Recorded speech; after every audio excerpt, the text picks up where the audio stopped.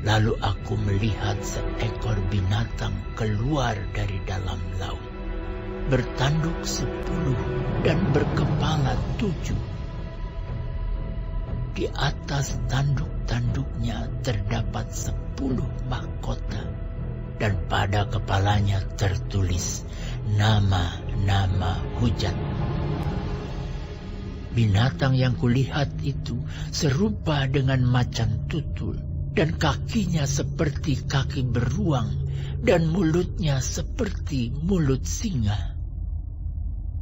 Dan naga itu memberikan kepadanya kekuatannya, dan tahtanya, dan kekuasaannya yang besar.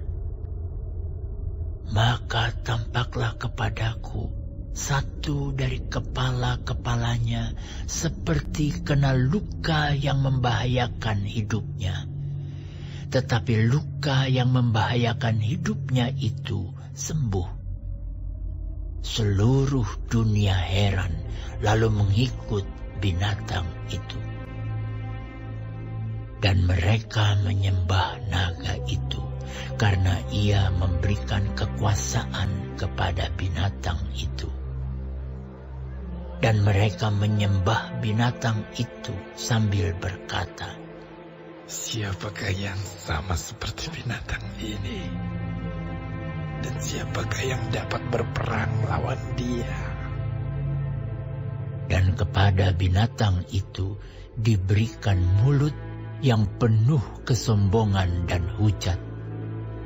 Kepadanya diberikan juga kuasa untuk melakukannya 42 bulan lamanya. Lalu ia membuka mulutnya untuk menghujat Allah, menghujat namanya dan kemah kediamannya dan semua mereka yang diam di sorga. Dan ia diperkenankan untuk berperang melawan orang-orang kudus dan untuk mengalahkan mereka. Dan kepadanya diberikan kuasa atas setiap suku dan umat dan bahasa dan bangsa. Dan semua orang yang diam di atas bumi akan menyembahnya, yaitu setiap orang yang namanya tidak tertulis sejak dunia dijadikan di dalam kitab kehidupan dari anak domba yang telah disembelih.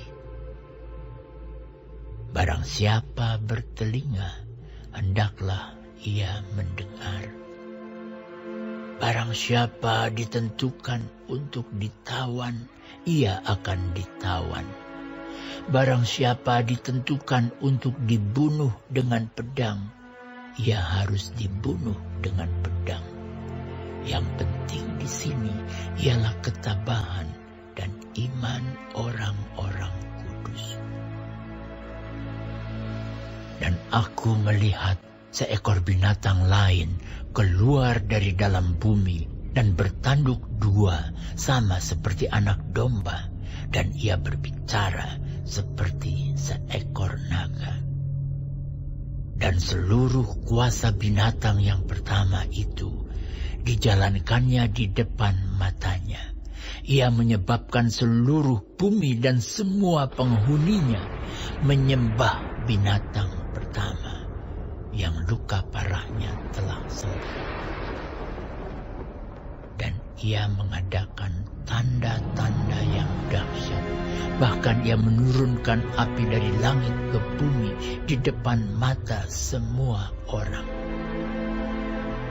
Ia menyesatkan mereka yang diam di bumi dengan tanda-tanda yang telah diberikan kepadanya untuk dilakukannya di depan mata binatang itu.